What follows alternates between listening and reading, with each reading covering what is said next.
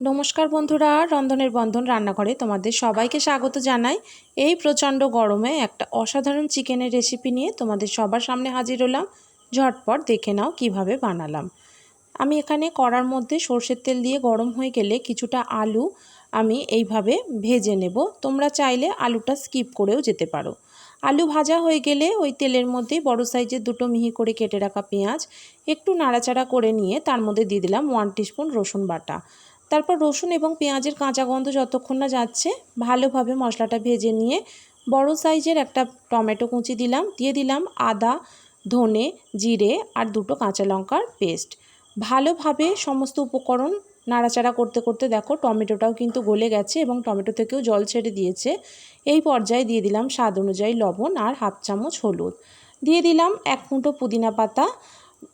তারপর পুদিনা পাতাটা ভালোভাবে বেটে নিয়ে এর মধ্যে দিয়ে দিলাম আর সেই জায়গাটা ধোয়া জল দিয়ে ভালোভাবে মশলাটা কষিয়ে নিলাম।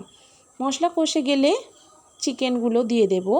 তারপর হাই হিটেই 5 থেকে 7 মিনিট ধরে কন্টিনিউ এইভাবেই চিকেনটাকে নাড়াচাড়া করে যাব। চিকেন ভালোভাবে কষানো হয়ে গেলে ভেজে রাখা আলুগুলো দিয়ে দেব। তারপর সমস্ত উপকরণ আবারও 5-7 মিনিট ধরে একটু কষিয়ে নিতে হবে।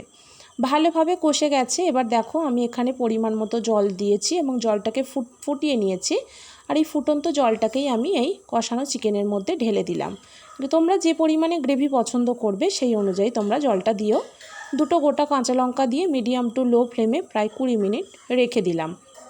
20 মিনিট পর ঢাকনা খুলে দেখে নিয়েছি চিকেন এবং আলু সিদ্ধ হয়ে গেছে। গোটা ধনে, জিরে, মরিচ, গোটা গরম মশলা, মৌরি আর দুটো শুকনো লঙ্কা শুকনো খোলায় ভেজে নিয়ে তার থেকে 1 চামচ চিকেনের মধ্যে দিয়ে দিলাম। এবারে সমস্ত উপকরণ আবার একটু ভালোভাবে মিশিয়ে নেব।